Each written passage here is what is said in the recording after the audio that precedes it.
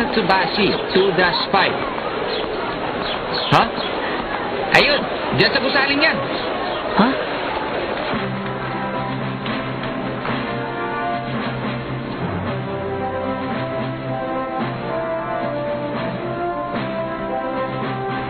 Wow! Ang laki naman!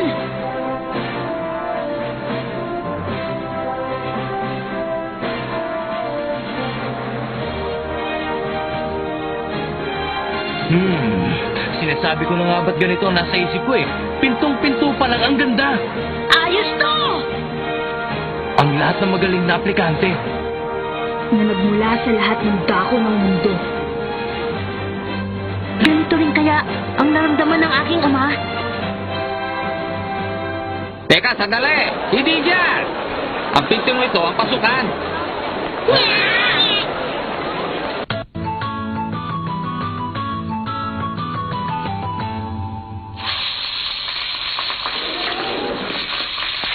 Pumasok kayo! Magandang hapon po! Ay, nako. Niloloko mo ba kami? Ano ka ba naman? Huwag mo sabihin ang lugar ito ay... Manong! 4 na order nga ng steak. Anong pagkakaluto? Mahinang init, okay? Sige, ihahatid na lang. Dito po, sumart kayo sa akin.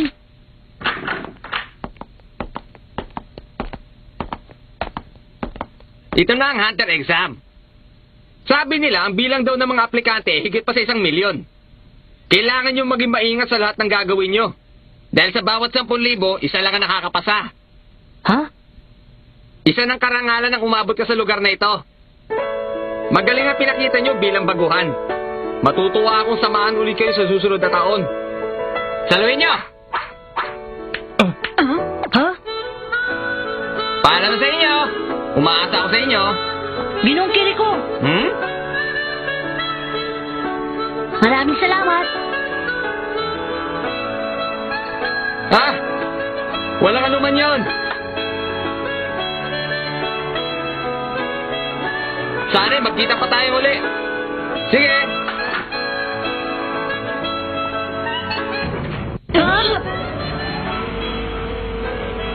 Ang buong kwartong ito ay... Alam ko na. Ayos to. Maraming salamat, ha? Napakasarap pakinggan.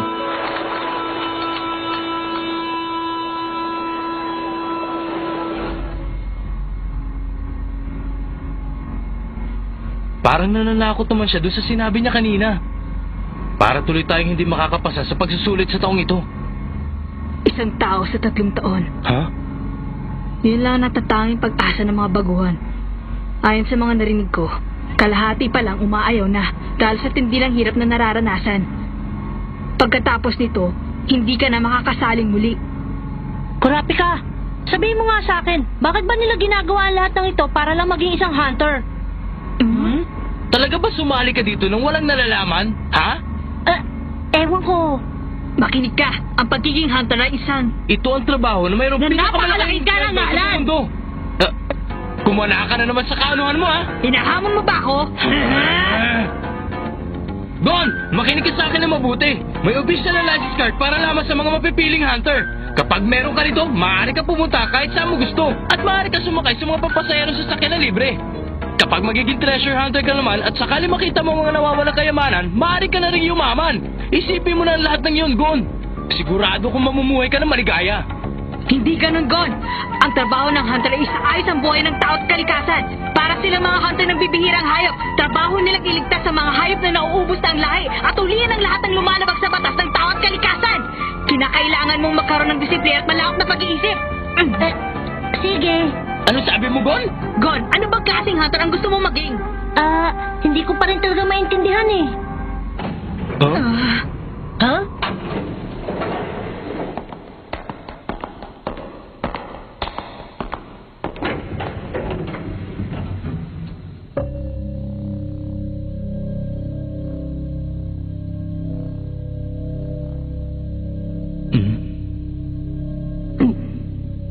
Ibang klase ang nararamdaman ko ngayon. Napakalaki ng pinagkaiba sa mga nakikita naming aplikante. Siguradong lahat sila may pangbihirang kakayahan. Napakaraming tao. Ang bilang niyo ay hanggang ika-405. Kumusta? Ako nga pala si Tomba. Ako ang ika-16 ngayong taon. Ngayong taon? Kumusta? Ako si Gon. Silang dalawa naman, si Kurapika Kumusta? at si Yoryo. Kumusta? Mga baguhan kayo ano? Hindi ba? Kaya mo hulaan? Medyo. Alam niyo, ika-35 beses ko na dito. Ano? 35? Oo! Ibig sabihin, eksperto na ako sa pagsusulit. Kung may gusto ka malaman, maaari kitang turuan. Maraming salamat. 35? Naku naman. Kung gano'n, ikaw pa lang sikat na si Mr. Tomba. Sino ka? Teka, Siguradong hindi mo ako nakikilala. Isa rin akong baguhan. Ika-187, si Nicole. Kumusta na? Ako si Gon. Tingnan natin. Heto, Mr. Tomba. Pang 35 beses nang sasali sa pagsusulit. Pangalawa ka sa pinakamarami. At ayon dito, ikaw ang pinakamataas. ibig sabihin na maraming beses na ako sumali, pero hindi pa ako nakakapasa. Okay lang, sanay na ako. Okay lang, dahil sanay ka naman na. Alam mo, hindi na ako nagtataka sa sinabi mo dahil bagay na bagay sa itsura mo. Excuse me. Nakakainis. Sobra naman ang yabang niya. Baka naisa niya ako dun ah. Pero huwag kayong mag-alala. Totoo naman yung sinabi niya eh. Mukhang sa pagkakataong ito, kakaiba ang karakter ng mga umabot sa pinakahuling pagsusulit. Tingnan niyo yun, oh. Ha? Sigurado makakapasa ako dahil isa akong ninja. Totoong sinasabi ko. Dahil araw-araw matinding pagsasanay ang ginagawa ko.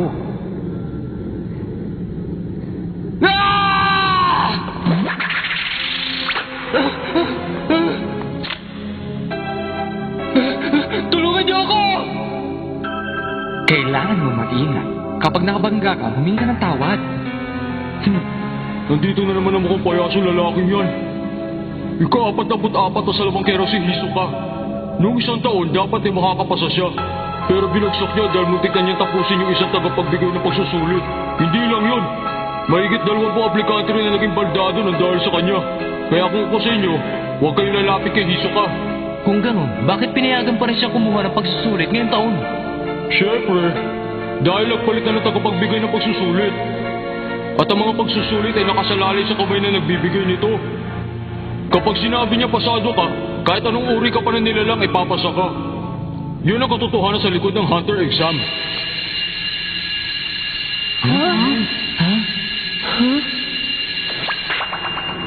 Matapos ang patalastas na ito ay hindi natatanggap ng aplikante.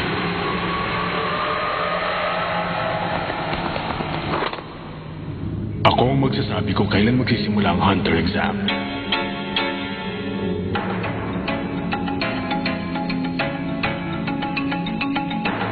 Ayos! Sa wakas, magsisimula na!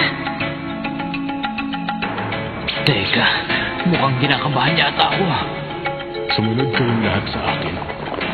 Gusto ko lang ipaalala sa inyo na ang Hunter exam ay masyadong malupit. At kung mamalasin pa kayo, ay maaari kayong madisgrasya. At higit sa lahat, maaari nyo rin itong ikasawi. Sino naman sa inyong may sapat na lakas ng loob, sumunod lang sa akin.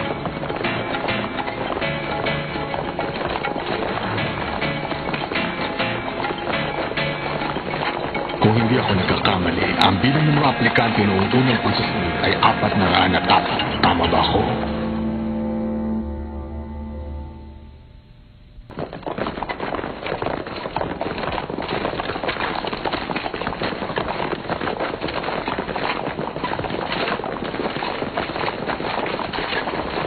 Aba, wala man lang nagpaiwan kahit isa. Akala ko may uurong doon sa sinabi niya. Tayo ay Naiintindihan niyo na ba?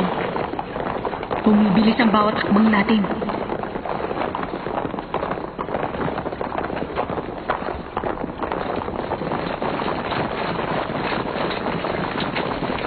Ito ang naisip nila ngayong taon. Ha? Nagsisimula na ang huling bahagi ng pagsusulit. Ako nga pala si Satotsu, ang magbibigay ng unang pagsusulit. Ihahatid ko kayo doon sa lugar kung saan nyo gagawin ang pangalawang pagsusulit. Siguradong iba sa inyo ay napag-isip-isip ng sumabay sa akin hanggang sa marating natin ang lugar. Ito na ang unang bahagi ng huling pagsusulit.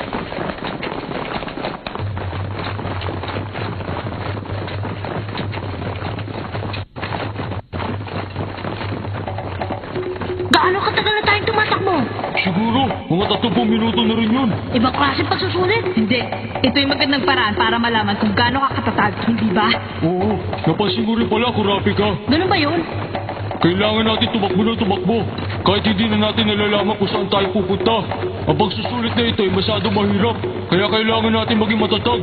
Hindi lang ang lakas ng katawan, kundi pati na rin ang lakas ng isip sa pagkontrol ng mga bahagi ng katawan ang sinusubukan dito. Talaga? Eksakto pala ako. Hindi siya makakalayo sa akin. Sandali! Ginanto ba? Huh? Hindi ba pang 35 mo na to? Sigurado marami ka ng kilalang tao dito, di ba? Medyo. Sino sila? Sigurado akong magagaling silang tao. O sige, sasabihin ko na sa'yo. Sisimulan natin sa 103. Sa kanan mo, yan si Bourbon. Ang mahilig sa ahas. Mapaghiganti siya. 76 si Cherry, ang karatista. Walang nakakalampas sa kanya pagdating sa karate. 255 si Todo, ang wrestler. Masyado siya malakas at matalino. 197 hanggang 79 ay ang magkakapatid na Amori. Dahil sa pagtutulungan nila, nakakakuha sila ng mataas na putos. At, ang 384, si Greta, ang manunugis. Kaya niya tugisin ng kahit ano gamit ang kanyang pipa at pamugpog.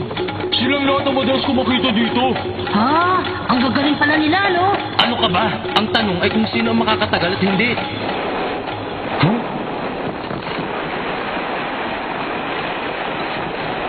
Wow! Ang galing na! Teka bata, ang dahil ng ginagawa mo ah! Hindi ba napagsutuntunin ang gumamit niyan? Sandali! Sino ka? At ilang taon ka na? Bakit? Napambawa sa tuntunin. Hindi ba't patatagan ang laban dito? Nagkakamali ka! Ang sabi lang nung tagapagbigay ng pagsusulit ay sundan siya. Gon, ano ba? Para tayo hindi magkaibigan. Magkaibigan. Huwag kang sumigaw. Mauubos ang lakas ng katawan mo. Nakakainis. Pwede mong dalhin ng kahit na ano sa pagsusulit na ito. Kakainis talaga to. Bago ka rin, hindi ba? Sa paligay ko, marami ka rin katanungan. Pwede ka magtanong sa akin.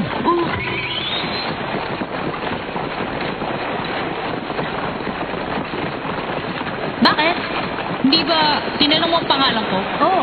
Pero kung ayaw mo akong sagutin, ayos lang yun. Ako si Gon. 12 taong gulang. 12 taon. Bakit? Ayaw mo na bang gamitin yan? Manong, ilan taon ka na? Ha? Anong manong? Hindi tayo nagkakalilang edad, ano? Talaga? Isa ka pagod. Sumusobra ka na. Hindi na kita kakusapin. Makalayo nga.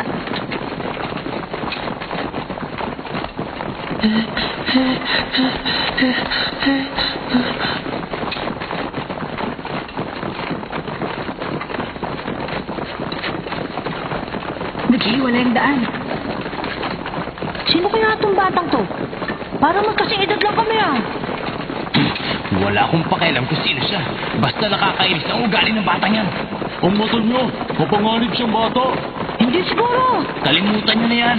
Lahat sila'y pumupunta sa kaliwa. Ano naman kaya meron sa kanan? Malay nyo may surprise na shortcut. Mapapadali tayo. Teka! Ano yun? May naaamoy akong matamis. Parang nanggagaling sa kanan. Oo nga, ano kaya yun?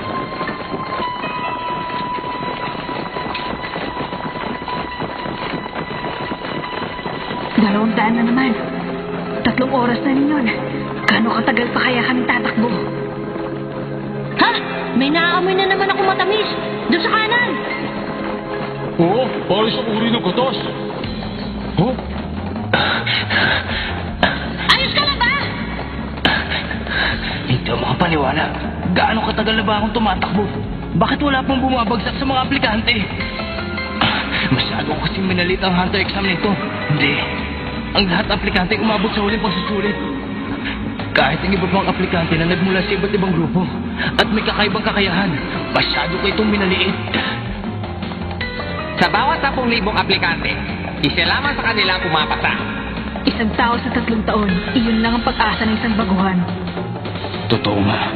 Ang piniling tao lang ang makakapasa dito. Isa nga lamang itong imahinasyon para sa ordinaryong taong tulad ko.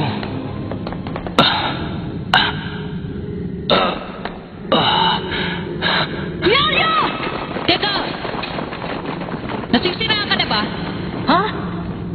Tapos na siya. Wala na siyang pag-asa. Hindi totoo yan. At saka, hindi ko siya paniiwan. Kaibigan ko siya. Kaibigan? Oo. Kaibigan. Hindi ako susuko. Ibibigay ko ang aking makakaya para lang maging hunter. Teka, huwag mo pwersahin! Magpahinga ka naman! Tumahimik ka. Kung magpapahinga pa kayo dito, iiwanan ko na kayo. Narinig nyo? Ano ba? Binigo ako ng aking hita. Malamang hindi lang pera ang habol mo. Tumahimik ka. Dahil pera lang talaga. Wala na ako iba pang gusto. Hindi ito ang tamang oras para pagtalunan yan. Ginong Tomba, anong gagawin natin? Alam ko na, ang amoy na yun! Ha? Doon sa hati! Yung matamis na amoy doon sa kanang bahagi! Pare, may babalik na natin ang tibay ng katawan mo! Anong sabi mo?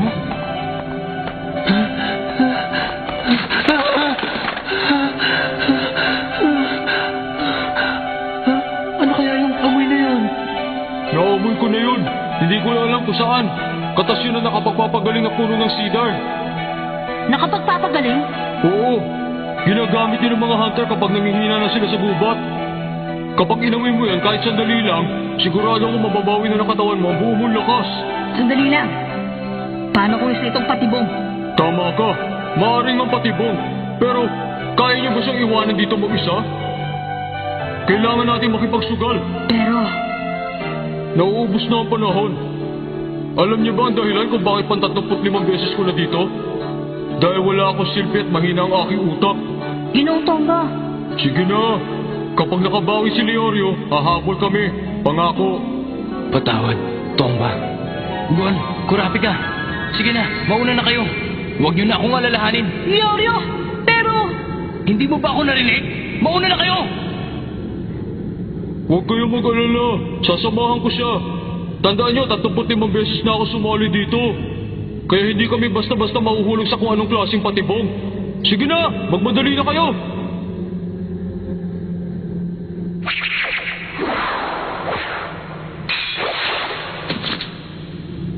Ang gamit niya! Alagaan mo si Yorio, ah! Oo.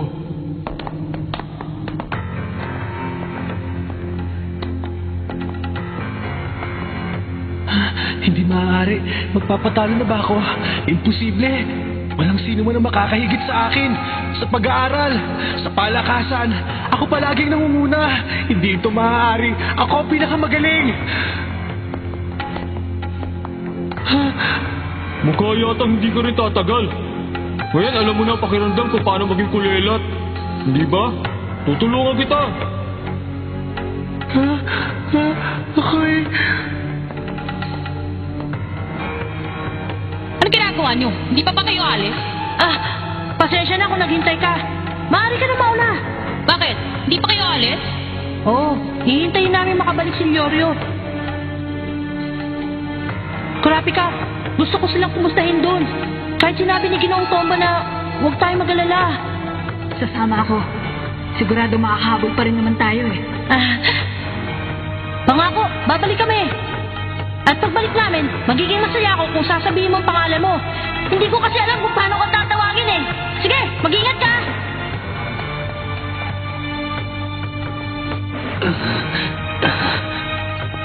Sinasabi ko na nga ba eh, ang amoy na yun. Sige, magpahinga muna kayong dalawa dito. Pagkatapos, kayong dalawa eh, siguradong hindi na magtatagal. Anong sabi mo? Anong ibig mo sabihin? Makinig ka. Alam mo may bansag sa akin at masasabi ko na gustuhan ko rin naman yun. Ako si Tomba na taga-Tomba ng mga baguhan. Tumigil ka. Ano ba sinasabi mo? Anong lugar to? Malalaman niyo rin mamaya. Paalam. Ikaw? Bakit? Anong nangyayari? Ha?